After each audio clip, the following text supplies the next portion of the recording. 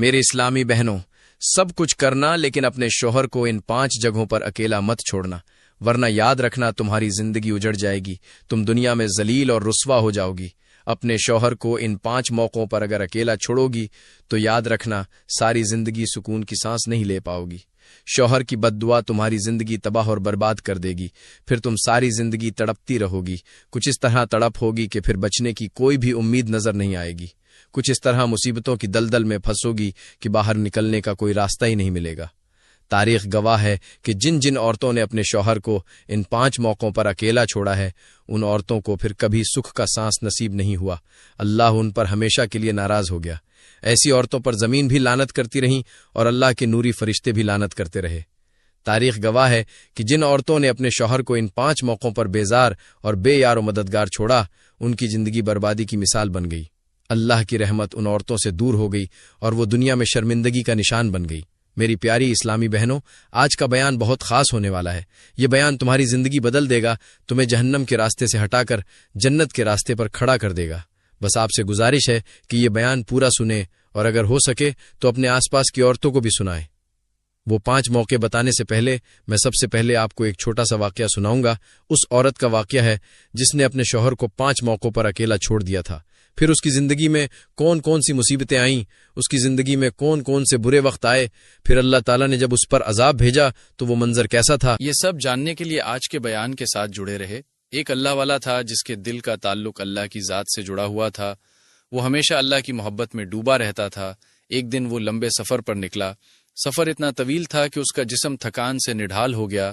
چلتے چلتے وہ ایک بہت بڑے قبرستان کے قریب پہنچا جو ایک سنسان اور خاموش جگہ تھی۔ قبرستان کے کنارے ایک قدیمی اور گھنا درخت کھڑا تھا۔ اللہ والا اس درخت کے نیچے جا کر بیٹھ گیا۔ اس نے زمین پر کپڑا بچھایا اور تھکاوٹ سے چور ہو کر کپڑے کے اوپر لیٹ گیا تاکہ کچھ دیر آرام کر سکے۔ ابھی اس کی آنکھیں بند ہونے ہی والی تھیں کہ اچانک قبرستان کی خاموشی کو ایک عجیب اور دل دہلا دینے والی آواز نے توڑ دیا۔ وہ آواز اللہ والے کے کانوں تک ایسے پہنچی جیسے کوئی روح اپنی بے بسی اور غم کا اظہار کر رہی ہو۔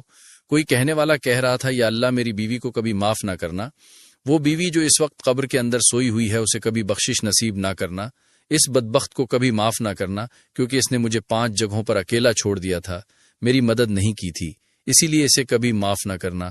یہ الفاظ سن کر اللہ والا فوراً اٹھ بیٹھا، ادھر ادھر دیکھنے لگا کہ یہ آواز کس کی تھی، کیا یہ آواز واقعی کسی قبر سے آ رہی ہے، اور وہ عورت کون تھی جس کے لیے اتنی سخت بد دعا کی جا رہی ہے۔ اللہ والے نے اپنی نظریں قبرستان کی طرف دوڑائیں اور غور کرنے لگا۔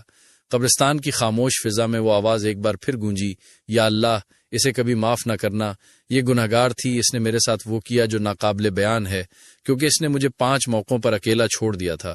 اللہ والا جلدی سے کھڑا ہوا اور ادھر ادھر دیکھنے لگا کہ آخر یہ آواز کہاں سے آ رہی ہے۔ اس کا دل خوف اور حیرت سے لرز رہا تھا۔ اس نے اپنے آس پاس نظریں دوڑائیں لیکن کہیں بھی کوئی شخص نظر نہیں آیا۔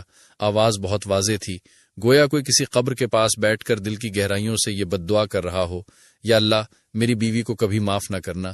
اللہ والے نے ہمت کر کے 2-4 قدم آگے بڑھائے اور غور سے دیکھنے لگے کہ آواز کس طرف سے آ رہی ہے۔ اتنے میں دور سے قبر کے سرہانے بیٹھا ایک شخص نظر آیا۔ اللہ والا تیز قدموں سے اس کی طرف بڑھنے لگا۔ جب وہ قریب پہنچا تو دیکھا کہ وہ شخص زار و قطار رو رہا تھا، اس کی آنکھوں سے آنسو بہ رہے تھے اور وہ غم اور غصے کے عالم میں کہہ رہا تھا، یا اللہ میری اس کمبخت بیوی کو کبھی معاف نہ کرنا، وہ بیوی جو اپنے گناہوں کے ساتھ اس قبر میں دفن ہے، اس کی قبر کو جہنم کا گڑھا بنا دینا، اس کے لیے قبر کے اندر کیڑے مکوڑے بھیج دینا، کیونکہ اس نے مجھے 5 موقعوں پر اکیلا چھوڑ دیا تھا۔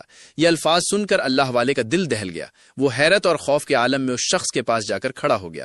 اللہ والا اس منظر کو دیکھ کر گہری سوچ میں پڑ گیا۔ اس نے دل ہی دل میں دعا کی، یا اللہ یہ کیا ماجرا ہے، اس عورت نے ایسا کیا ہوگا جس کے لیے ایسی سخت بد دعا کی جا رہی ہیں۔ اللہ والا تھوڑی دیر تک خاموشی سے کھڑا رہا، پھر اس شخص کے قریب جا کر نرمی سے کہا، بھائی تم اتنے غمزدہ اور پریشان کیوں ہو؟ کیا میں جان سکتا ہوں کہ تمہیں اس قدر دکھ کس بات کا ہے، اور تم اس قبر میں دفن اپنی بیوی کے لیے ایسی بد دعا کیوں کر رہے ہو؟ یہ سنتے ہی وہ شخص اپنی آنکھوں سے آنسو پوंچھتے ہوئے اللہ والے کی طرف دیکھنے لگا۔ اس کی نظریں غصے اور درد سے بھری ہوئی تھیں۔ روتے ہوئے بولا، یہ عورت میری بیوی تھی، لیکن اس نے میرے ساتھ وہ کیا جو ناقابل بیان ہے۔ اس نے میرا دل توڑا، میرے حقوق ادا نہیں کیے، اور ایسے گناہ کیے جنہوں نے میری زندگی کو جہنم بنا دیا۔ یہ 5 موقعوں پر مجھے اکیلا چھوڑ کر چلی گئی تھی، اسی وجہ سے آج میں اللہ سے دعا کر رہا ہوں کہ اللہ اسے کبھی معاف نہ کرے۔ اللہ والا اس کی بات سن کر اور بھی پریشان ہو گیا۔ وہ سوچنے لگا کہ ایک شوہر کی بد دعا اپنی بیوی کے لیے اس کی قبر کو کس قدر خوفناک بنا سکتی ہے۔ اس کے دل میں اور بھی سوالات پیدا ہوئے۔ اللہ والا اس شخص کے قریب جا کر بیٹھ گیا، اس کے کندھے پر نرمی سے ہاتھ رکھتے ہوئے کہا، اے اللہ کے بندے، تم اتنے غم اور درد کے ساتھ اپنی بیوی کی قبر پر بیٹھ کر بد دعا کیوں دے رہے ہو؟ آخر تمہاری بیوی نے ایسا کیا کیا؟ وہ شخص روتے ہوئے کہنے لگا، نہ پوچھو اللہ والے، میری بیوی نے اپنی زندگی میں وہ کیا جو میں کبھی نہیں بھول سکتا۔ اس نے میری زندگی کو عذاب بنا دیا۔ اس نے مجھے ان لمحوں میں تنہا چھوڑ دیا جب مجھے اس کی سب سے زیادہ ضرورت تھی۔ مجھے جب بھی وہ 5 موقع یاد آتے ہیں میری روح تڑپ اٹھتی ہے۔ اس کی بے وفائی میرے دل پر ایسا زخم دے گئی ہے جو کبھی نہیں بھر سکتا، اسی لیے میں روز اس کی قبر پر آتا ہوں، روتا ہوں اور اللہ سے دعا کرتا ہوں کہ وہ اس کمبخت بیوی کو کبھی معاف نہ کرے، اسے جنت کی خوشبو تک نصیب نہ ہو، کیونکہ اس نے وہ کیا جو ایک بیوی اپنے شوہر کے ساتھ کبھی نہیں کر سکتی۔ اللہ والے نے کہا، اے بندے، بتا تو صحیح کہ وہ 5 موقع کون سے تھے جنہوں نے تمہارے دل کو اتنی تکلیف دی؟ اس شخص نے آنکھوں سے بہتے آنسو پونچھے اور ایک گہری سانس لیتے ہوئے کہا، میرے ساتھ بیٹھو، میں تمہیں اپنی زندگی کی کہانی سناتا ہوں، شاید اس میں تمہیں وہ جواب مل جائے جس کی تمہیں تلاش ہے۔ اللہ والا اس کے قریب بیٹھ گیا۔ وہ شخص کہنے لگا، یہ عورت جو آج اس قبر میں دفن ہے، ایک وقت تھا جب یہ ایک خوبصورت لڑکی تھی۔ یہ بے انتہا خوبصورت تھی۔ اس کا حسن ایسا تھا کہ جو بھی اسے دیکھتا پہلی نظر میں اس پر فدا ہو جاتا۔ یہ ایک غریب گھرانے میں پیدا ہوئی تھی اور اس کے ماں باپ ایک چھوٹی سی جھونپڑی میں رہتے تھے۔